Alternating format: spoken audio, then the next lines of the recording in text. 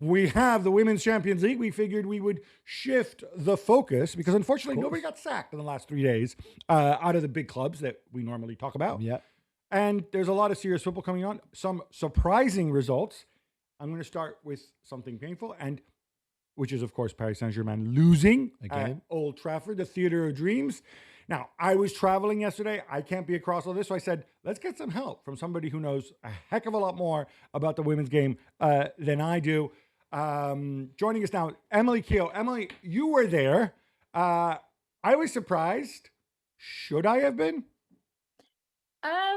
I think we've kind of underestimated Man United. I think a lot of people have. I certainly have. And I think when I looked at the lineup, I thought, I'm not too sure about this because Fallon Tullis-Joyce, the goalkeeper, has been incredible, but obviously wasn't available last night. So I looked at that and I thought, I don't know how this is going to go. But I think what we have seen as well is that PSG have been really underwhelming. So you combine those two things and you would have thought potentially it will be a bit of an even game.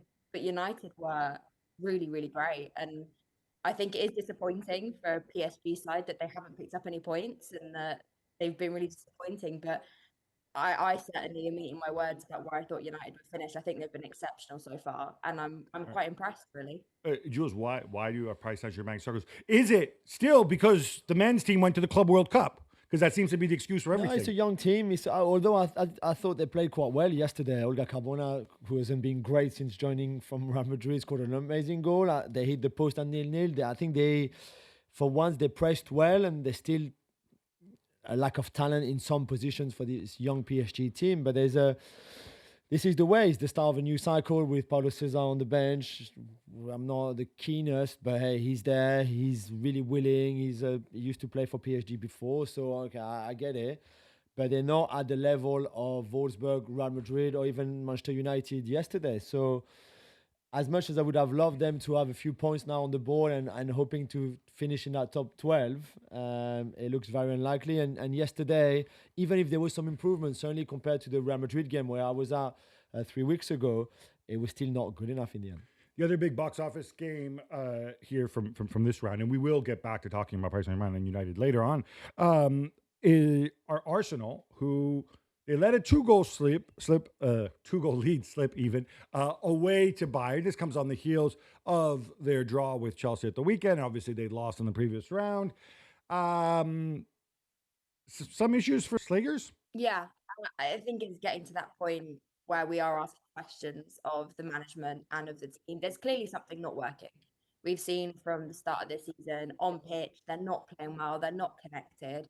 And I think Slagers is trying to force too many of her best players with individual quality onto the pitch in areas that aren't working, like dropping Alessia Russo into the 10 and forcing Mariana back into a defensive role. It's working at times, and then it's not working at times. And there's no real change in their rotation. I was quite surprised that they didn't change the starting 11 for the Chelsea game. I thought they might at least switch one or two positions up, especially because some of the players were quite poor in that game. But they started really well against Bayern, and then it was like a completely different team in the second half. And I don't really know what they just took their foot off the gas, and I don't know why, because they're a team that know this competition, they know the quality they need to have, and for some reason they just decided that they thought 2-0's fine, we've got this, we're going to second half and we'll be all right. And they should have learned from that game against Bayern last year, where they came back to defeat them 5-2, that you can't do that. And for some reason they just were like, meh, whatever, and then got demolished really in the end. And we are starting to ask questions of what's going on internally, because you can't have a team that have won the Champions League 1 year and then they're coming out and they're just squandering 2-0 leads. It's embarrassing.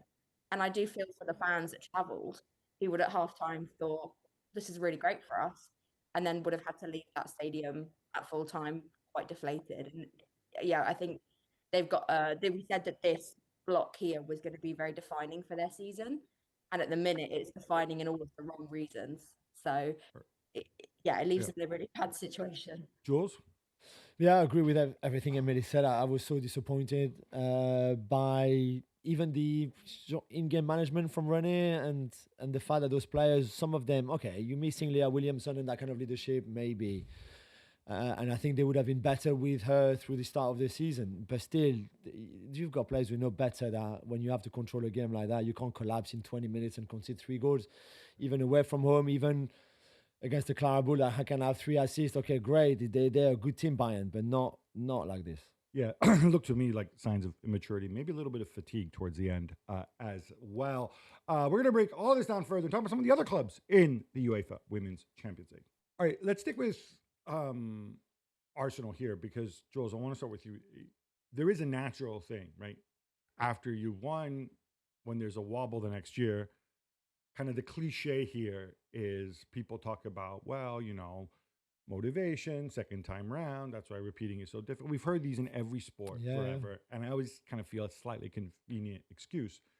But from what we heard there from Emily as well, there's footballing reasons here too for Arsenal, including maybe Alessia Russo, as some people call her, or Alessia Russo, as I call her, playing in a much deeper position. Sometimes, not always. No, she start. Yeah, sometimes she does. Which, I guess the idea. Do they play front two the rest of the time with Buxtenius, or does she play wide? No, front two. But that's only like during games and stuff. They rarely start. They've rarely started like that. She's still the number 9 on a run up front, and I think she's doing really well. And to be fair, I don't know where Arsenal would be, Emily, without Alessia Russo in the form that she's been in, really, or some of the goals that she scored. The rest is not clicking.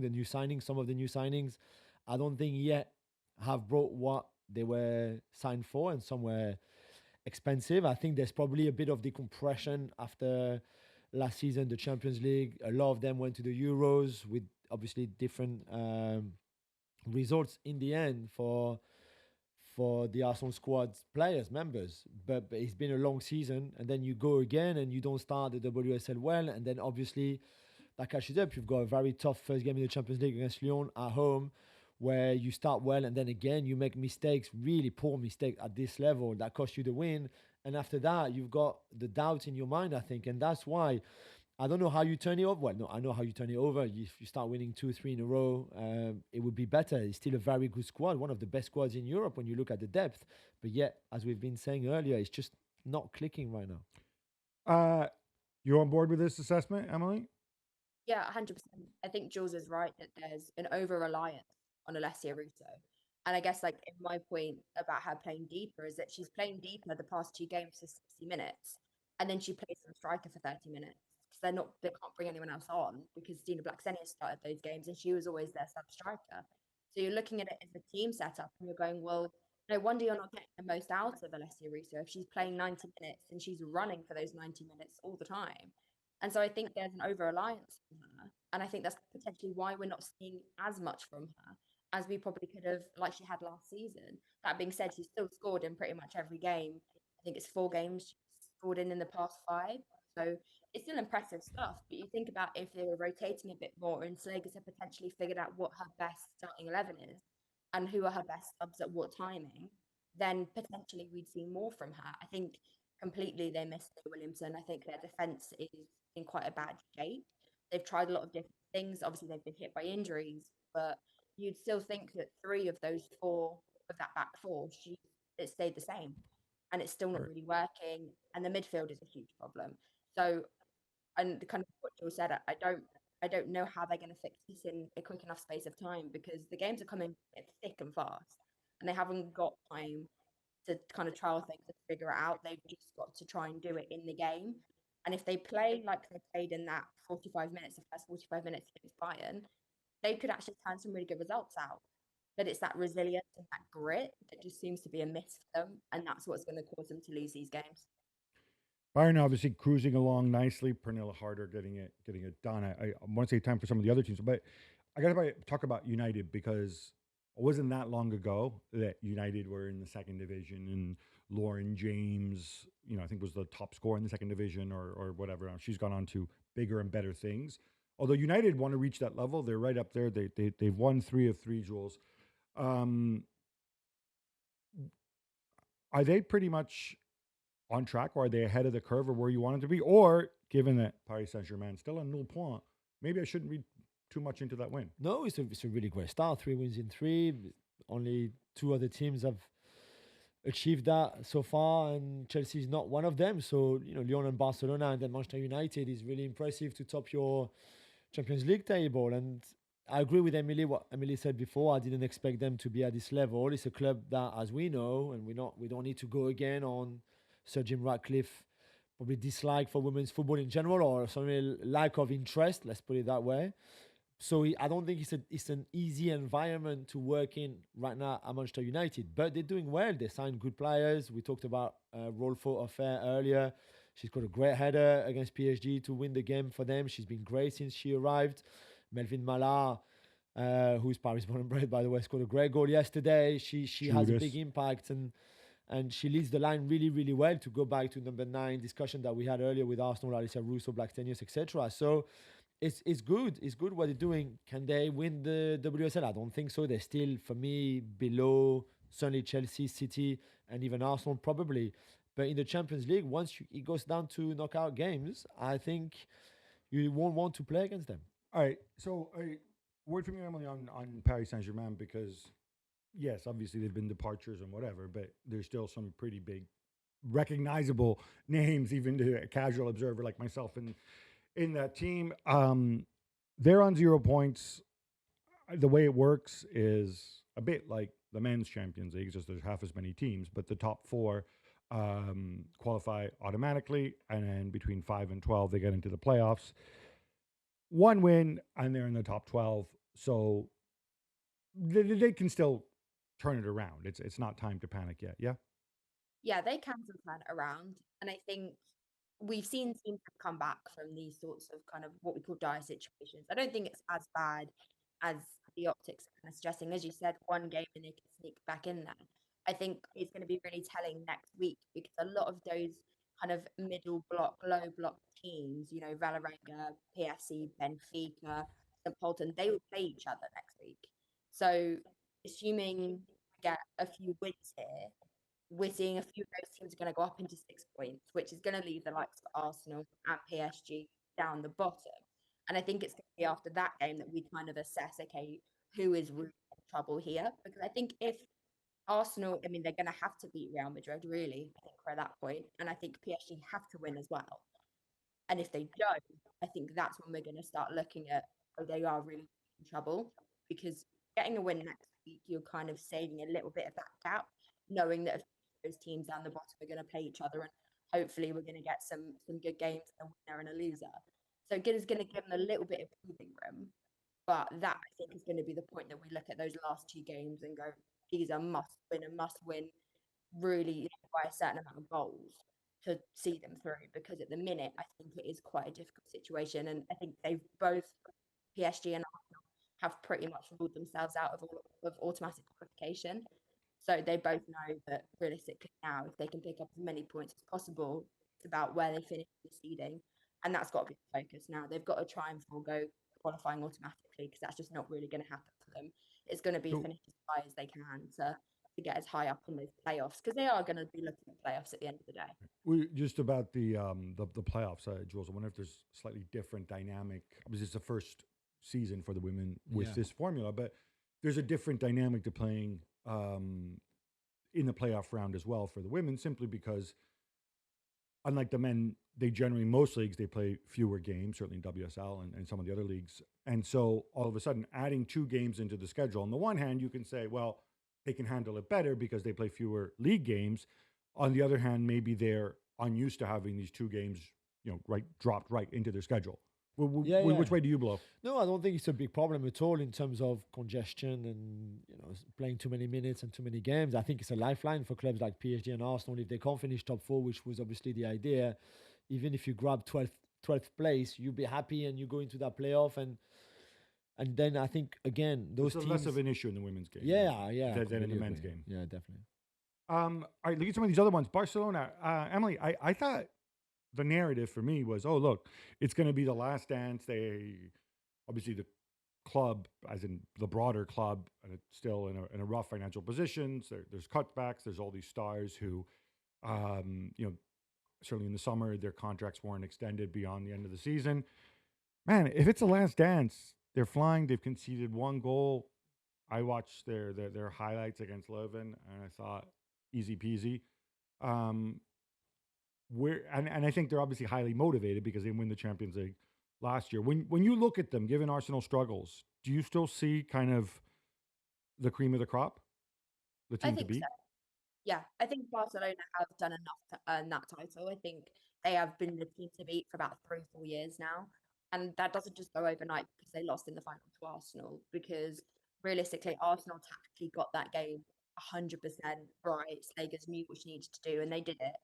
But on any other day, that could have been Barcelona's game. And I think that's the reality that we look at it, is that we still see that Arsenal was an underdog. I've seen people call it a fluke, all of this stuff. No disrespect to Arsenal at all, but Barcelona are starting to be. And I think they were energized and angered at the start of the season when the narrative around the team was that they'd lost all the players. This is the season to beat them, that they're going to be really bad this year. They've lost loads of players. I think they were really like, I'm going to prove you wrong, because they came out of the gates against Bayern and put 7 past. Yeah. I think this whole thing is just this storyline has energized a little bit, and they haven't lost a whole lot of their quality. If you look at the players they've retained their core team, they're absolute star-studded. It's more of the sub, the bench players. So the issues are going to come kind of when you talk about scheduling. The issues for them are going to come at the back end of the season when they're suffering injuries and they haven't got the squad depth that we've known from them before. That's going to be their issue. But at the minute, they are still the team to beat, and I think anyone would have been silly to not have Barcelona finishing in that top 4, regardless of everything going on with the club. They are still an incredible team with incredible talent, and I still think they're going to go all the way this year. Yeah, I agree. But the injury to Eva Payo is, I think, a massive blow as well in that, small squad now that they have. And that could potentially, I think, at some point, maybe be a problem. But the one that is a Barcelona, Lyon, or Chelsea to win it, I don't think anybody else can touch them right now. Well, you mentioned Lyon there. Obviously, they've changed their name to, I think, something stupid, but Why? for marketing reasons. Well, the club is Olympique Lyonnais, right? It's this different owner to the men's team, so it's two different clubs. But why change the name of the club? Because the to- new owner, who doesn't own the men's side, wanted to differentiate herself and her team, her club. And Lyonnais means females of Lyon. Is that where what Yeah, does it Lyon. actually? Yeah. So it's yeah, I don't know. You're still buying the club's history. I don't like it when people change club names. fair enough. But they're also perfect, Jules. Yeah, They're one of the 3 teams that are perfect. Obviously, with United and Barcelona, we just talked about. It's all clicking. yeah. I mean, we could compare squads really, Emily, and it could be fun to do a combined 11 of Lyon players and, I don't know, Barcelona players or Chelsea players. But for me, they probably, in terms of depth, have the best squads in Europe. It's quite incredible what they've built. Michel Kang and a team there. They've got a great coach who's won before, obviously. They've got experience, youth, pace, strength. I mean, anything. You look everywhere. For me, they look so good. And yet, Arsenal rattle them at times.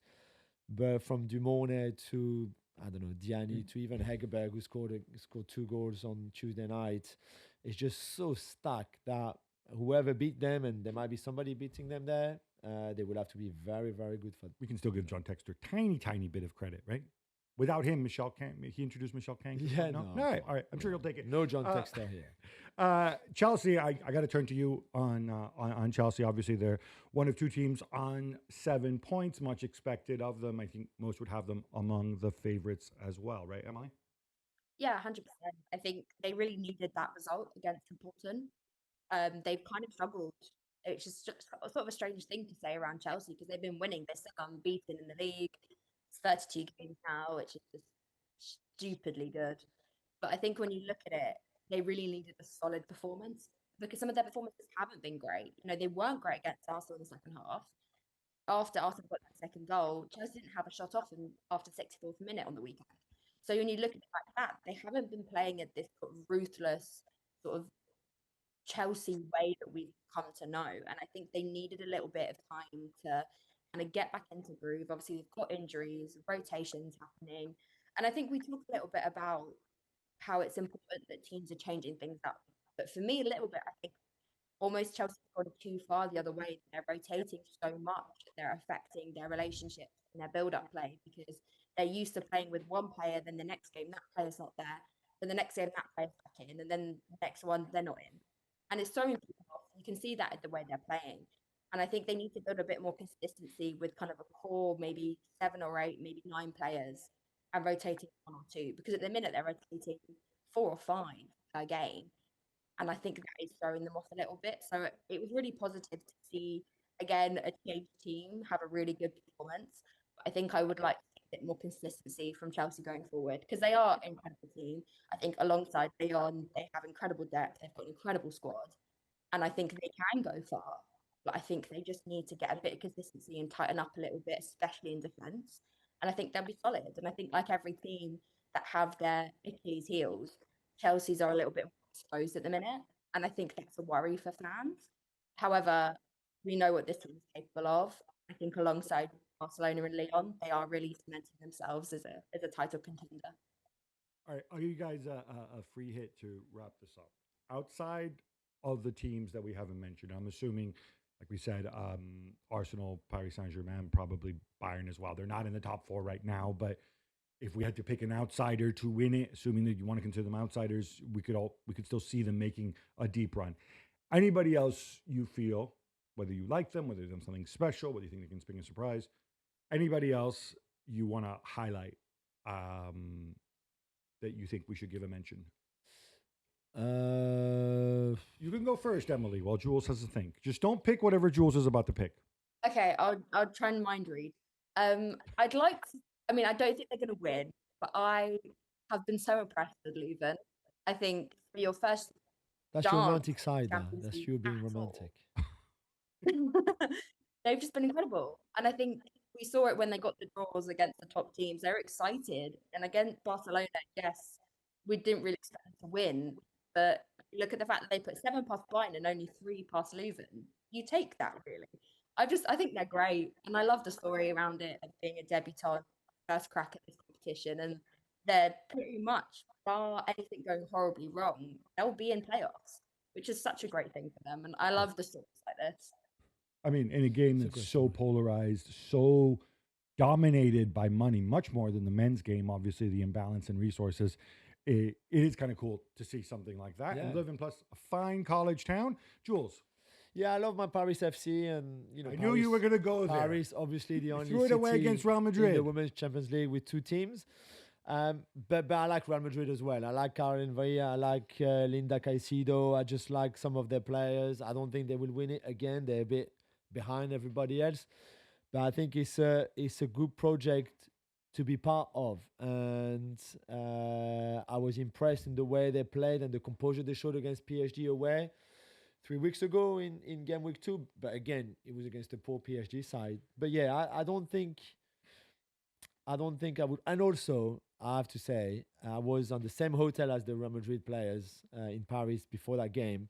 And I took the lift to go to the stadium with some of the players who were dressed all in Louis Vuitton because that's the club partner for men and women.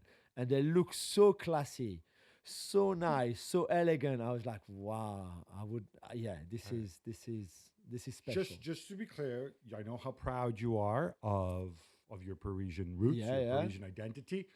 When it comes to cities in the Women's Champions League, Emily, I'm going to out you here. There are 2 other cities that have 2 teams in there. Yeah, but like, and they're both doing better than Paris, right? London and Madrid? Yeah. All right. Just flagging it up. Can we say that maybe for this season, the capital of women's football might not be Paris? It's just not the same, I think. That's what I meant, All right, enough Women's Champions League. How about some quick hits instead? Let's go, Gab. Ruben Amorim celebrated 1 year since his first match in charge as manager of Manchester United on Tuesday. Jules, you and I celebrated with a special ceremony back in his hometown. Now let's play teacher and give him a grade. I don't know. I mean, last season was pretty bad. Obviously, as we know, this is a bit better now this season. Things are a little bit improving and clicking. Some of the new signing, one especially in Bayern Bomo, making a difference. I would go, I don't want to be too harsh because I like Ruben Amorim. and I can see the improvement in a lot of aspects of United's game overall, certainly collectively. I give him a B minus. B minus probably sounds around right when you consider the entire body of work. One big question mark I would have is how much of the signings were driven by the club and the club's priorities, and how many were driven by him. If we say that part of your job as a manager is to get them to sign you players you need and want, then for me, there's no excuse for not signing a central midfielder. All that said, the results are improving, and what I like is many of the players in defense and obviously out wide are players he inherited and he taught to play his system. So he gets points for that for me. More United guy, Burnley defender Axel Twanzebe suing them for more than £1 million. Yeah, he's saying that he suffered a bad injury in 2020 when he was on the club's books, and he said it was misdiagnosed. He was out, I think, until 2022, something like that. Jules, you're medically adjacent, much more than me. The reality is this is not a science. There's judgment, and sometimes judgment goes wrong. Yeah, and I think a lot of players have gone through this, not at United, but everywhere, really, where a bad diagnosis can keep you out for much longer. It used to be the metatarsal a lot, where doctors didn't recognize the injury like they should. So he's not the first one. He's probably, unfortunately, not the last one either. I don't know. This is the first time, though, I hear of this kind of suing a club for that. So good luck to him. And it was also clear as mud whether they're saying it was negligence, whether they're simply saying, well, you put in good faith, but I still lost money. I don't quite know the mechanism there. But footballers everywhere, you're mad if you let the club doctor see you. Go get this. This is your career. Go get second, third, fourth opinions. And I think clubs should encourage that as well. United of the present, United of the past. Erik ten Hag has reportedly turned down the chance of returning to Ajax following the sacking of Johnny Heitinga. Yeah, there was a lot of optimism in Amsterdam at the club that he would come back. They met him before even Heitinga was sacked. So I think they were quite positive. But clearly, that was not part of his plans. Maybe he doesn't want to go back. Maybe he knows that second time round is never as good as the first time. Maybe. Or he's got a better project than this Ajax team that is in very difficult situation. Sure, after his wild success at Bayer Leverkusen, people are undoubtedly queuing up to get him. I bet you there's a portion of Dutch fans who's saying, like, no, the last time was special. I'm glad he didn't come back. Maybe, because it's not the same guy. Yeah, maybe. On Monday, we told you about Leo Messi's Instagram video and photo of him wandering around the Camp Nou inside a new stadium. Barcelona president Joan Laporta said that the club didn't know anything about it. Yeah. I don't know. If you look closely, I wonder if Laporta's nose gets a little bit longer. So he would have us believe. So he stopped there. I think they're on their way to Alicante or something. He's going to meet up with his national team teammates. Lionel Messi and whatever professional camera crew filmed him. No, yeah, apparently it was Rodrigo de Paul. Oh, and took the photo. There you go. Just the two of them, yeah? Okay. They just show up at the Camp Nou, which is a construction site right now. They wander inside. Presumably there's still security or whatever, and they don't recognize them, even though Messi's Messi and De Paul is dressed funny. They just let them in because it's Messi. And nobody thinks to alert the club. Well, I guess they let them in, and then they told the club. I think that's what Laporta is saying. I mean, if they knew about it, why would not say we knew about it? So I would want to believe them if they say we didn't know he did this on his own. Yeah. Mr. Spoil Sport, but had to be a bit realistic. He said it's obviously unrealistic for him to come back as a player at this time, blah, blah, blah. We'll see. It's a good story. I like to think that it's a purely emotional thing. I think it's weird that you could just wander into it without anybody knowing, just letting him in like that. Yeah. That seems slightly odd. Jules, we're not done. We have more. Quick hits. Tension continues to rise between the Spanish FA and Lamine Yamal's club Barcelona. He was called up for the qualifiers against Georgia and Turkey. Then he was sent home after undergoing a procedure for his groin issues, which the Spanish FA claimed they didn't know about. And so they were angry, and they blamed the club for lack of communication. I mean, I think this is easy sorted out if you speak to each other, if you call each other, if there's actually a discussion, which there's not because they don't like each other. It's not the first time we've seen this argument. It was in September already and in October already, in all those international breaks. Flick was not happy with De La Fuente, who was not happy with Flick. It's like playground stuff, and at the end of the day, all they should care about is Lamin's fitness and health. And that's the only thing that matters. Whether he plays against Turkey, Georgia or not, it doesn't matter so much. They will qualify anyway. So this should be the only thing they're thinking about. Yeah, and this is a serious letdown from both sides. And I'm sorry, sometimes, most of the time, actually, blame doesn't apply equally. I think it definitely does here, because this person, not just is he a young man who's a tremendously talented footballer, he's also obviously a major asset for both Barcelona and the Spanish FA for the next 15 years. The fact that you guys can put your egos aside to talk to each other, talk to Lamine Yamal, talk to Lamine Yamal's mom, and say, what are we doing? How are you physically? Let's share the medical data so that we're not embarrassed if you undergo a procedure that we don't know about. And by the same token, if you make a deal, say, not to start him in both games like they did last time around, but so infuriated Hansi Flick and Barcelona, then you stick to that deal. But this is just stuff that he doesn't need. He's got enough other stuff going on in his life. And staying with Spain, Gabi, private equity group Apollo have acquired a majority stake in Atletico Madrid with a valuation of between 2 and 2.5 billion euros. Well, this is a really, really big deal, because this puts Atletico Madrid's valuation on a par with that of Chelsea when Chelsea were bought back in 2022. And that would be the highest valuation of any football club, any deal that's actually gone through, right? Not like these sort of imaginary 8 billion, 5 billion, Manchester United, whatever. Obviously, when Ratcliffe bought his slice of the club at United, that put the valuation higher, but he didn't actually acquire control of the club. I think it's a big deal because Atletico Madrid are the biggest club in Spain that you can actually acquire, because you can't acquire Barcelona or Real Madrid or Osasuna or Athletic Bilbao, in case you're wondering. And it begs a question, can they do a better job at running Atletico Madrid, at commercializing Atletico Madrid and turning them into an actual threat to Barcelona and Real Madrid on a consistent basis? I think this is a huge gamble in the current environment. We'll see what happens, but I can guarantee you Apollo's plan isn't like, oh, look, we put in all this money, now we're going to go and buy Lamine Yamal and Erling Haaland. No, that's not the plan. The question is, can you raise the profile to the level of Real Madrid and Barcelona? Those legacy clubs, for reasons that even go beyond football, are so big. I don't know. I think it's going to be really, really difficult. Thomas Tuchel says he knows 8 of his starting 11 at the World Cup. Jules, shall we guess? And I have to say, I will let you guess, but I was looking at this and I said, okay, 6 I'm pretty sure about, not 8 of the starting 11. What do you think? Yeah, I think the only 3 positions really is right back, left back, and that number 10 position that we will also talk in the next quick hit. But I think, so you think Elliot Anderson on 100%? Yeah. Right now, I don't think there's a better player. And you don't think Gay, he dislodges Konsa? Oh, no, I think he's Stones and Gay. Stones and Gay, okay. Yeah. So right back could be Konsa, could be Livramento, could be Trent. Could be James. Could be Reece James. Of course, left back could be a right footer. So it could be, again, Livramento or Reece James, or maybe Shaw. And then the 10 could be Palmer. And the left wing? Could be Bellingham. Gordon? Gordon, Gordon, Saka, 100%. Yeah, Gordon, Saka, 100%. Kane, obviously. Rice, Anderson, Pickford, Konsa, or Stones if he's not fit. But I think Stones and Gay probably the favorite too. Which is good, I think, to have 8. It's good if that's in his mind. I'm sure he reserves the right to change it as it goes on and blah, blah, blah. Yeah.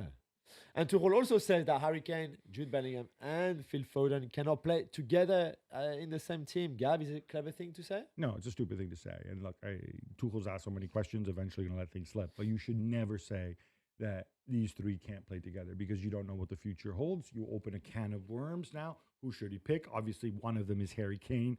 So then you create a Bellingham-Foden duality. I think the moment he says it, he's probably aware, I shouldn't have said that, because they're going to run and break balls with this. The reality is, of course, they can both play. What if Saka gets injured? What if Gordon gets injured? Maybe one of these guys plays wide. What if I change the formation? There's 101 things. And then what you don't want is some dork popping out like, oh, but you said they couldn't play together. No, like, obviously there would be a balance issue. Just give it the same cliche people always give. Well, every team has to have balance, and maybe it would be hard to keep the same balance, but we would work on it, and I'm not ruling anything out. It's all you got to say. And he knows it.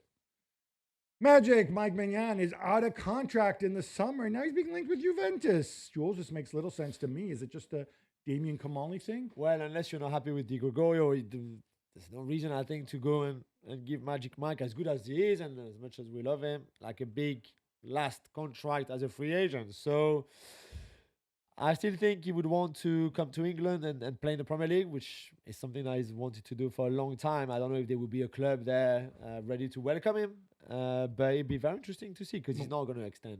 He nearly came to Chelsea over the summer. Yeah. In the end, the difference was, I'm told, €2.5 million. Robert Sanchez has been doing okay, and obviously with his age, he would have been an exception to the Chelsea process. I just don't know what teams in London are looking for a goalkeeper. We'll see. Meanwhile, Gab, bookies are now giving even odds on Antonio Conte no longer being the Napoli manager after January the 6th. This really surprised me. Now, obviously, we told you about all his negativity after the game at the weekend. Like, we're not a team. It's obviously my fault. I haven't built the chemistry, blah, blah, blah. But the fact that, bookies always kind of have a sense of knowing something, and that's why we pay attention to them sometimes. But the fact that the odds have just crashed. I mean, somewhere is actually odds on that he might be gone by January 6th. I find absolutely remarkable. If his goal was to go and scare everybody that he might walk out, and so therefore they need to make adjustments, give him more power, or somehow motivate the players, well, yeah, people are paying attention now, Antonio, but now it's up to you. L'Equipe report that Didier Deschamps is being pursued by El Ittihad for a role post-World Cup. Jules, why does he need to move to Saudi? Does he want to catch up with his friend Benzema? Oh, no, he doesn't want to. He doesn't need to move to Saudi. He's just one of the clubs that are interested in him for after the World Cup. What if he runs into Karim Benzema? That's his club. Yeah, no, I know. So he would. If he so Benzema's going to stay. Well, he's out of contract, so I don't know what's going to happen with Karim after the end of this season. But But they haven't made up and become friends, or have they? Or I don't. I know that I was told no. I don't think they've spoken since the Qatar World Cup and what happened there. So it would be, but it's just the first name that we know has made an approach to Deschamps to hire him after the World Cup. So I don't know if there'll be others at his age. I still think he's got an interesting CV. I think he's a really good coach in his style, obviously. So I guess we'll have to see where he goes after. But he said, I'm free. I can choose whatever I want. I would have plenty of options. I don't see how this should have any appeal for him. For the simple reason. No, I don't think he has. Yeah, but after 10 years of coaching a national team where, you get the time in between off, you don't have the week in, week out pressure at his age, 12 nothing years, to prove. He doesn't need more money. 12 years, come on. Yeah. After the 300 plus referees, more than 1,000 players have been suspended in Turkey amongst the wide-ranging investigation into betting accounts. Gab, what's going on?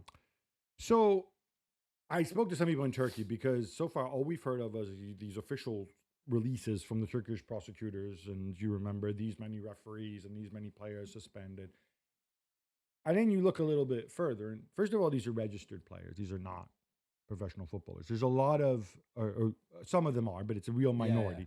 So one guy, Galatasaray Al-Mali, Aaron Al-Mali, a couple guys at Besiktas. But when you look closer, you realize this seems to be an activist prosecutor, and there's so many people who are pushing back on this. So, for example, a lot of the referees who refereed in the third flight that was sponsored by a bookmaker, and the bookmaker showed the games live, they got a free account from the bookmaker. And they said, so we watch the games in the league where we're refereeing. We didn't actually make any bets. There's also question marks. The two guys at Besiktas say it's not them, and they were legally signed up, so their suspension's already been revoked. There's so many questions about this. It seems like they threw a giant net, and people aren't, certainly in the Western media, we're not following this up. So I think people should, because this is way overstated. Jules, when it comes to rap, I like almost nothing that came out after 2010. Fair enough. So I'll leave you to explain the feud between Kylian Mbappe and Orelsan, with whom I was thoroughly unfamiliar. Yeah, Orelsan is a very good French rapper, one of the best selling artists in France. He's from Caen, in Normandy, the club that the Mbappe family bought 2 years ago now or something. Orelsan is a big Caen fan, as a football fan.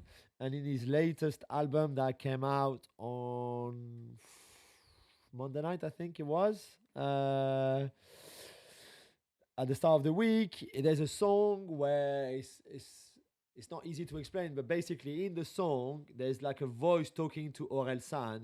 We don't know exactly what it is. It's not Orelsan talking himself, but it's a voice. And the voice says to him, you're gonna basically like gun down Caen like the Mbappes.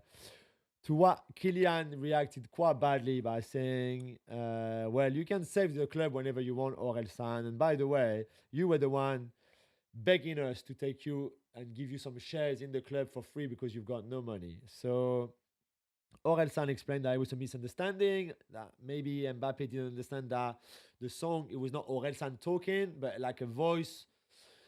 Anyway, it was a bit complicated. We asked Mbappe on Wednesday, and he said, like, I'm not interested. I've got nothing else to say. So I'm not even sure why this is in the quick hits, really. It shouldn't have been. I don't think there was much in it, but yeah. Well, I think when Mbappe responds to a rap I don't lyric, know. It was maybe a bit. He was. I don't know. He thought I was winding him up or something. maybe but- Orelsan could have been a little clear, at least privately to Mbappe before yeah, recording maybe. this. Although I don't think there's no relationship between them two, really. So So why does Orelsan have no money if he's such a successful yeah, I don't know. rap artist? I don't know if you really have no money. That's why Mbappe definitely put on social Right. media. I don't know. It's a weird one. Gab, England players have been seen wearing the Nike Mind 001 shoes during their downtime at St. George's. Supposedly they had focused. Yeah.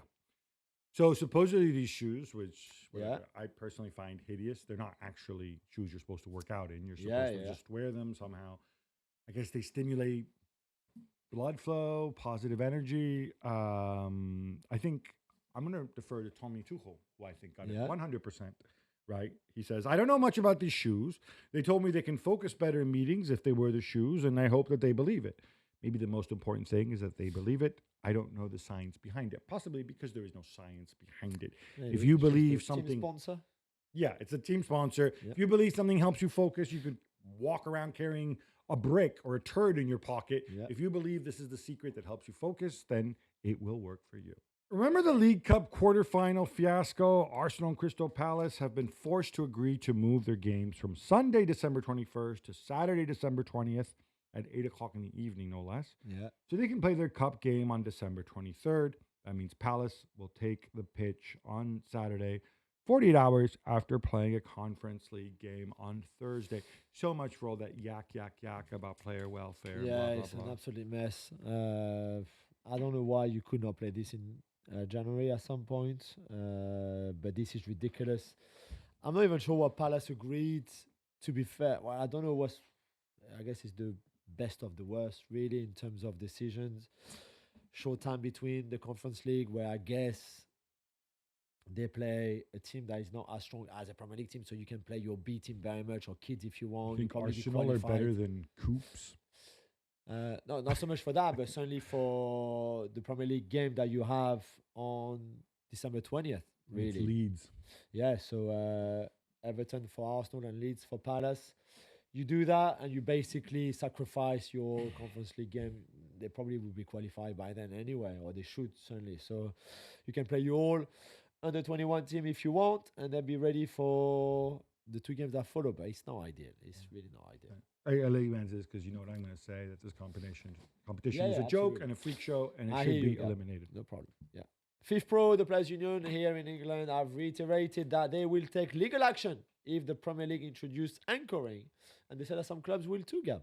Yeah, so anchoring, for those who don't remember, is basically you can only spend up to 5 or 5.5 times exact multiples TBD on the amount of money earned by the lowest earning club in the Premier League by TV money. So right now it's about 110 million. So that would cap it at 500 million or 550 odd million.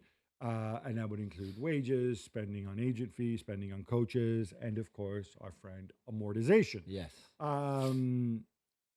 The reason I was wondering, why are the players' union against it? You know, why both FIFPro and of course the PFA here in England, and they think it's a slippery slope. Not so much the Premier League, because obviously it's still a lot of money and so on. Yeah. Said if they do it, then the Championship and EFL teams might feel empowered to do it. And then it becomes effectively like a salary cap, and their guys further down the food chain will miss out. I don't know. Personally, at some point, I think you got to pay the piper, and all these clubs are losing enormous amounts of money, and you have to make the sport viable. Is there a way to do it? Problem is they're losing money further down the table too. So I can understand they're doing their job as a union. Equally, you can't run businesses at a loss forever. Anyway, November 21st is the vote. The relationship between Karim Adeyemi and Niko Kovac remains dicey at Borussia Dortmund, Jules. So inevitably, he's linked with a move to Manchester United in January. Who play with wingers, as we know. A lot of emphasis on their wingers play. So for Adeyemi, this is perfect. He's played a little more central, to be fair, this year. But come on. You're not. Wait, sorry, is this guy like one of the most self-destructive? He was playing better this year. Yeah, finally. He was a bit more consistent, and then he hasn't started, I think, any of the last 2 games. More players and union stuff, Gab, for you. FIFA held a round of talks with what they say are players' representatives in Morocco. FIFPro, the International Players Union, didn't like it. Why? Because they were not invited? No. Well, so basically, I think what they contend, and we saw some of this in New York during the Club World Cup, is they meet with these people who are either former player union representatives, some are current players, some are former players. They say, oh, no, we want the players' voices to be heard. What people are saying is, wait, we're the players' union, not these other guys. Yeah. And you can't negotiate things with the other guys. You come and negotiate them with us. In the end, the outcome, they all say there's positive things, a 3-week break, at least 72 hours between games, take that League Cup. The outcome's the same, but it delegitimizes FIFPro, who, for better or worse, is the association of player unions in I don't know how many countries, but it's basically all of the important ones, except for Germany. So it's a bizarre situation. I don't think this is good behavior from FIFA. If you're going to negotiate, just negotiate with these guys. But I think maybe they're saying, well, you guys are no more important than these other people, and we can make the rules ourselves. The Rob Edwards deal to Wolves is finally done, Jules. Middlesbrough are still angry, but they'll get £3 million in compensation. Yeah, and Rob Edwards gets to go back home to Wolverhampton, obviously, where the family lives, where he's from, where he played, where he coached before. All that story that we told you already on Monday. He's got a hell of a challenge in the Premier League, obviously, to keep them up. It's a 3.5-year deal, so even if they go down, you would think that they would trust him to try to bring the team back up. So let's see. It just won't be easy for him, that's for sure. This is a bad look. I said this before. I repeat it. You should not be allowed to change clubs during the season. As predicted on Monday, Ivan Juric was sacked as the Atalanta boss. And here comes Raffaele Palladino. Yeah, different. I think we might move away from the 3-4-2-1, but or 3-4-3, whatever you want to call it. But I think what you have with Palladino is you have an attacking mindset. I think he showed that in his previous outings at Fiorentina and at Monza. And they certainly have the attacking players. It's a roll of the dice, and I think it means you are moving away definitively from the Gasperini era. Ivan Juric was supposed to be just like an uglier Gasperini with glasses, and his football was a lot uglier too. Celtic continue their manager hunt, Jules. Okay, now let me give you the candidates here, right?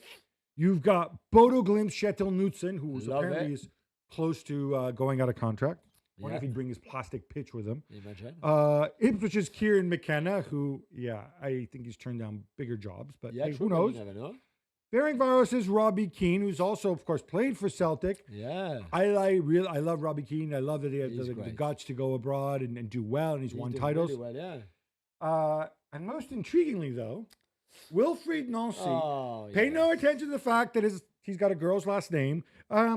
He's at the Columbus Crew. He was at Montreal before that. Yeah, with Cherry. He plays a completely different brand of football. Yeah, but I guess there's a lot of intensity in all those 4 managers in the way they play. I would love Wilfried to get that job. I think he deserves a shot in European football. He's done really well, obviously, in MLS, won the title, played some really good stuff. For Knutsen, we said, I think, in the past, why is he still at Bodo Glimt, considering the great job he's been doing there? I think McKenna has higher ambition than Celtic. No offense to Celtic. And for Robbie Keane, on top of being a club legend in a way, I think he's also earned a shot at a bigger league than Israel, where he was before with Maccabi, and now Hungary with Ferencváros. So I would be happy with any of those 4 if I was a Celtic fan. I'd be a lot happier with Robbie Keane or Wilfried Nancy myself. And Robbie Keane, actually, I actually think there's a certain, when you go to interview for a job, there's a certain way you're judged based on the way you look and based on the way you talk. And I think Robbie Keane's had a tougher time getting jobs despite his background because of the way he talks and the way he looks. People make assumptions about him. I've had the privilege of spending time with him. He's a really sharp guy. He works extremely hard. He doesn't sit here and say, oh, look, I'm Robbie Keane. I don't need to work for this. Give me this, give me that. And I think he's learned so much when he's gone abroad. Mikhailo Mudryk is reportedly involved in a film project in Ukraine. Gab, can you explain why is he still not playing football nearly a year after his last game? Well, because of the meldonium or whatever it was is in his system. They asked WADA, the World Anti-Doping Agency, and he says, well, we're still waiting for a disciplinary decision in this case from the Football Association in England. You know how they say, like, justice delayed is justice denied? There's no justice for this guy. If he tested positive, put him on trial, say you tested positive. Yeah. I don't even know if he cares because he's collecting a paycheck for the past year, right? Or some form of it. Anyway, I mean, I think Chelsea still have to pay him until they can say, oh, no, it's your bad actions that caused us to be banned. Yeah. He hasn't been banned yet. If I were Chelsea, I'd be angry as well. I need some clarity on this. But this story rumbles on. And again, this is one of those stories, like the 115 charges, like some of those other weirdo things that seems to go on forever and they can't talk about for legal reasons. This to me seems pretty open and shut. He tested positive and then you have a punishment for it. I don't know what the deal is here. Yeah. And I hope this doesn't turn into another Paqueta case, by the way. Yeah. Where like the Keystone Cop, like I said, it feels like they used all the good lawyers on Manchester City. So I don't know if they have just like the dimwits dealing with this. I don't know. The CAF playoffs of the World Cup spot take place today and Sunday, Jules. In fact, by the time many of you listen to this, many of this will have been played. It's Nigeria against Gabon, Cameroon versus Congo for a spot in Sunday's final. Do you like this formula of all the matches taking place on neutral ground? Yeah, I like it a lot. This is all in Morocco, played in Morocco.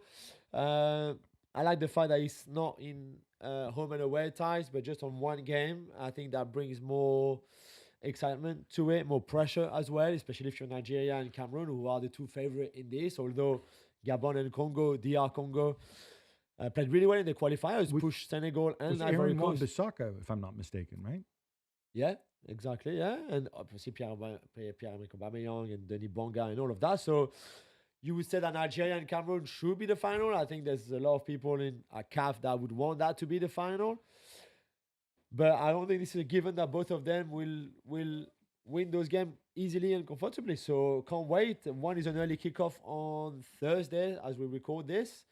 The other one is a little bit later. So it starts with Nigeria Gabon. So you should watch that if you can because this should be really good. Former Chelsea and Brazil midfielder Oscar is set to retire after being diagnosed with heart abnormalities. Gab, this is a story quite remarkable. It's remarkable because by the time he was 24, he had 48 caps for Brazil, which is a lot. Yeah, I mean, that means you're on track to make 100 caps. Yeah. People forget Oscar was a dominant he's a very good midfielder. Yeah. He had a couple ups and downs at Chelsea in one of the top leagues, and then 2017, it's a big offer from China, as many other people did At the time, yeah. and went over there. Except the difference with him was he stayed. He stayed for 7 years. He liked it, yeah. He stayed through COVID. Yeah. In China when everything shut down.